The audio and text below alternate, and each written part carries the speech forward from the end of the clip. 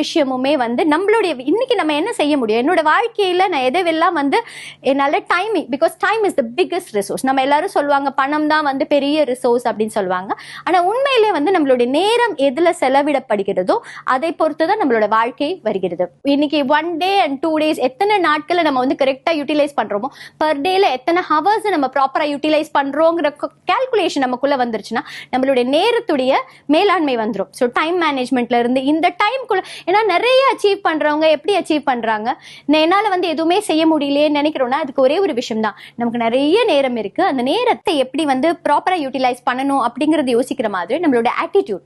ஏன்னா எதையுமே வந்து ஒரு பாசிட்டிவா பார்க்க ஆரம்பிக்கும் போது நம்ம வாழ்க்கை எல்லாமே வசந்தமா தெரியும். எதையுமே வந்து இது நம்ம எடுத்துட்டு தோல்வி அடைஞ்சா என்ன செய்வோம், இதை பார்த்து 4 பேர் நம்மளை பார்த்து சிரிப்பாங்களே, இந்த மாதிரி நிறைய விஷயங்கள் தான் வந்து நம்மளுடைய வாழ்க்கையை ஸ்லோ பண்றதுக்கான விஷயங்கள். So ஆட்டிடியூட்னல் changes. ஸோ நிறைய விஷயங்கள் என்னோட ஸ்டூடெண்ட்ஸ் நான் சொல்லிக் கொடுக்கும் போதும் அதுதான் சொல்லிக் கொடுப்பேன். பிகாஸ் கல்யாணம் பண்ணிட்டு ஏன்னா ஒரு டாப்பரா இருப்பாங்க, ஒரு பெரிய பிஹெச்டியா இருப்பாங்க, பட் ஆஃப்டர் லைஃப் அந்த இருக்கிற சிச்சுவேஷன்ஸ்க்கு எல்லாருமே மாறிடுவாங்க. So it is equalled. ஒரு பர்சனும் வந்து ரொம்ப விக்டோரியஸா இருந்துக்கலாம். ஸோ மற்றவங்க நம்மளை எப்படி பாக்குறாங்கிறத பொறுத்தே நம்ம வாழ்க்கை அமைஞ்சா நம்மளுடைய வாழ்க்கை மற்றவர்களுடைய வாழ்க்கையா இருக்குமே தவிர நம்மளுடைய வாழ்க்கையா இருக்காது.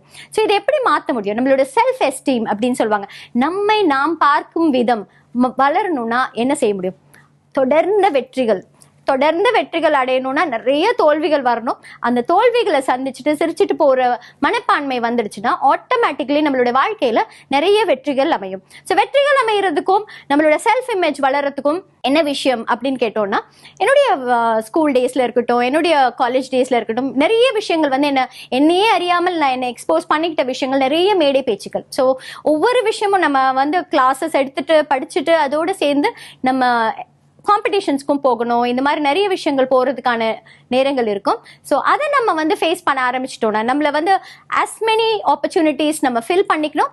அண்ட் எத்தனை புது விஷயங்கள் நம்மளால செய்ய முடியுமோ இதை செய்யக்கூடிய ஆட்டிடியூட் வர ஆரம்பிச்ச உடனே நம்மளுடைய வாழ்க்கை கண்டிப்பா வந்து ரொம்ப பாசிட்டிவா மாறும்.